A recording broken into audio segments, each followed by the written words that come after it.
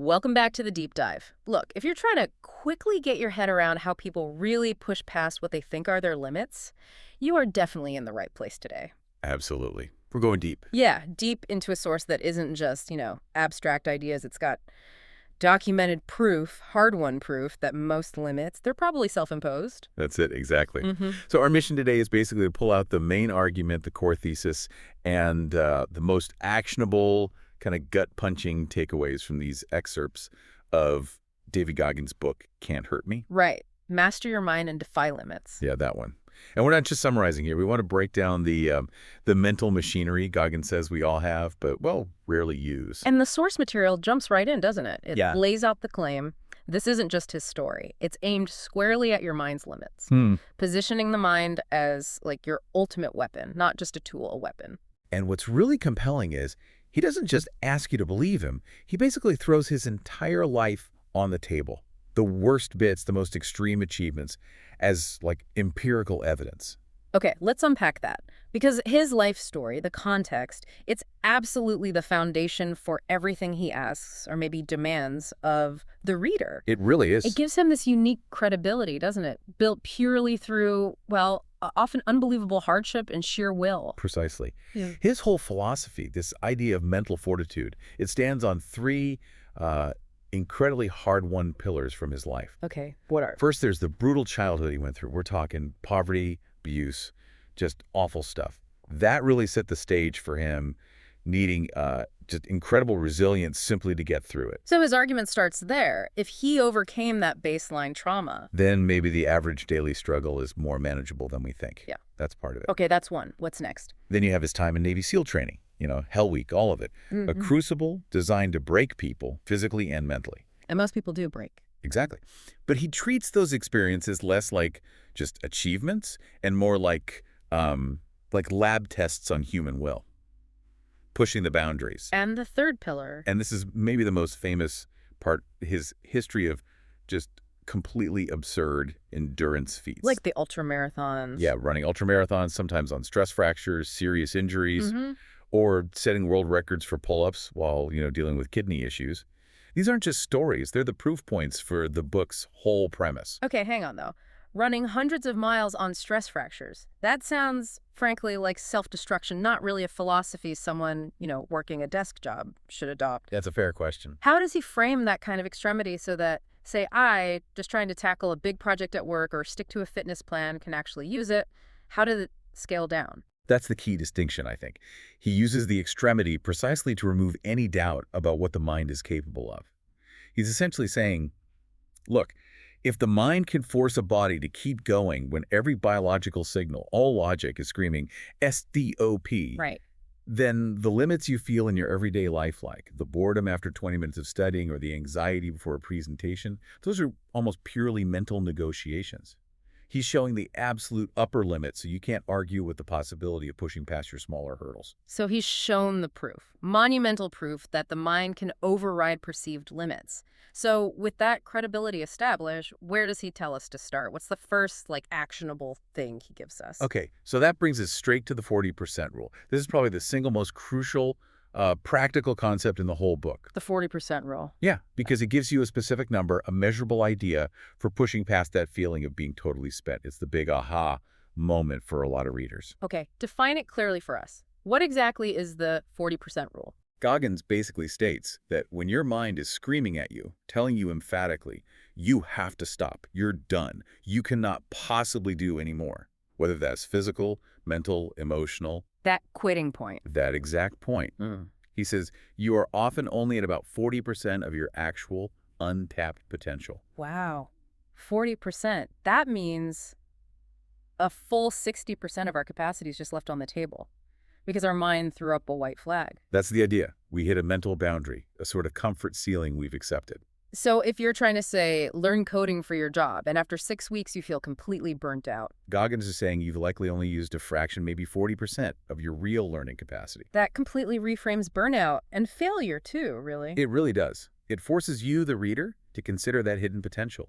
And the rule is practical because it gives you a metric for understanding your mind. Well, its tendency to protect you maybe too early. To seek comfort.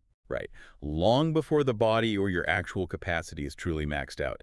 That 40% feeling is often just the mind trying to, take the path of least resistance. Okay, but if the rule is that simple conceptually, why do most of us start there? Why is 40% the wall for so many? And crucially, what's the tool he gives us to actually fight back? How do we access that other 60%? Right. It's not just knowing the rule. He talks a lot about what he calls callousing the mind. Callousing the mind, like building up toughness. Exactly. He argues you don't smash through the 40% barrier with like one giant motivational speech to yourself. It's built through a million tiny deliberate actions of pushing just a little bit past that I want to quit signal. Ah, okay. You have to actively embrace the discomfort, the suffering that lies in that zone from 41% up to 100%. So give me an example. Like if you're running and feel that overwhelming urge to stop. Instead of stopping, you find a way to stay in that misery for just, say, 5 more minutes, or maybe just 1 more minute initially. Or if you hit a wall writing a report. Force yourself to write just 2 more paragraphs, even if they feel terrible. It's about intentionally, incrementally, increasing the duration and intensity of that discomfort. You're making the discomfort familiar, almost normal. Precisely. You identify that 40% moment, that point where you are mentally checking out, and then you intentionally stay in the pain just a bit longer each time. Goggins sees that pain not as a stop sign, but as the resistance necessary to build mental strength. Like lifting weights for your brain. You got it. You're creating scar tissue on your mental softness, basically. Systematically teaching your brain that the quit signal is it's advisory, not mandatory. Okay, that makes the tone of the book suddenly make a lot more sense. Our source material describes it as raw, intense, and deeply inspiring. Mm-hmm.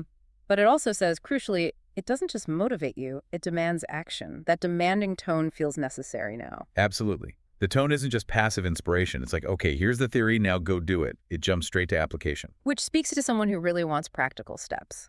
Right. The mental toughness Goggins talks about isn't something you just decide to have. It's an active, ongoing process. Requires constant self-assessment. And speaking of self-assessment, he uses tools like the accountability mirror, right? That sounds deeply uncomfortable. Oh, it is. Intensely so.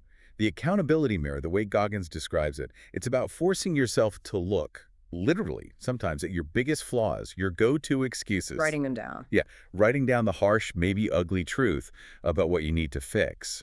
It's designed to stop you hiding behind vague motivations or blaming external stuff. Strips away the comforting lies we tell ourselves. Exactly. It forces you to take ownership of that 40% ceiling you've maybe built for yourself. And this ties right into the role of discomfort, doesn't it? This acceptance of harsh truths, and then the physical or emotional pain of pushing past them. We usually try to grow while avoiding pain. The Goggins flips that completely. Yeah. The book really hammers home that pain isn't the barrier, it's actually the catalyst. The really crucial insight here is that pain unlocks growth. So you can't actually increase that 40% threshold unless you are willing to push into the uncomfortable, often painful zone beyond it. The 41%, the 50%. That's his argument.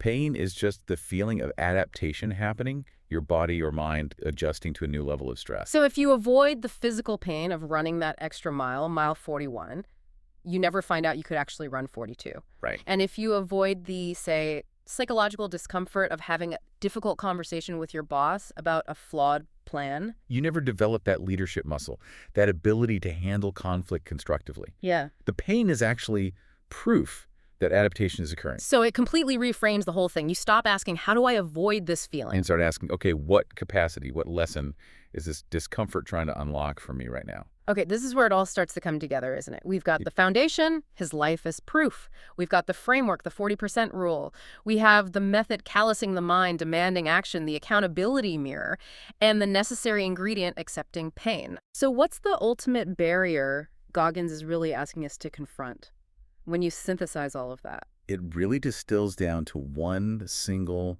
powerful thought. The only limits that truly exist are the ones we accept. His entire life, from that rough start to the record-breaking endurance, it serves as one long demonstration.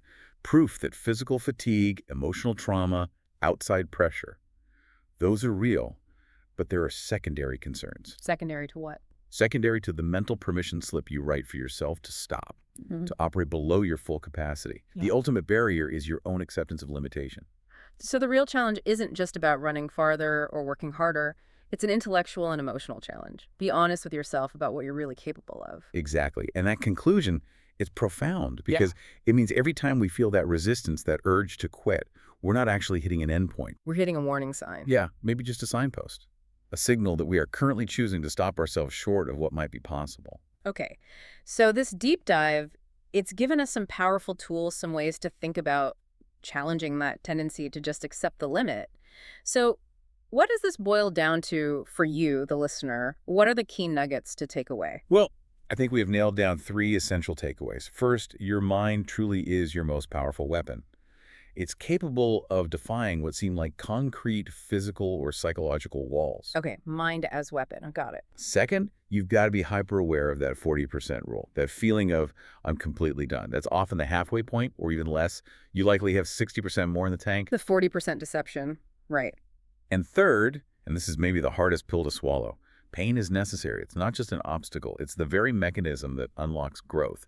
It allows you to expand that threshold of your true capacity. So this whole philosophy, it completely flips the script on potential versus comfort.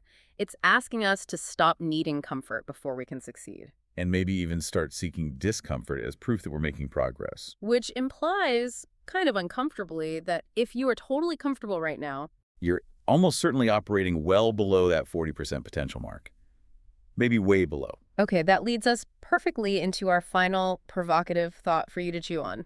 If the only limits that exist are the ones we accept, where are you right now accepting a limit in your own life? Could be your career, your fitness, your learning, maybe even your emotional resilience. Where are you accepting a boundary that you haven't actually tested past that initial 40% discomfort point?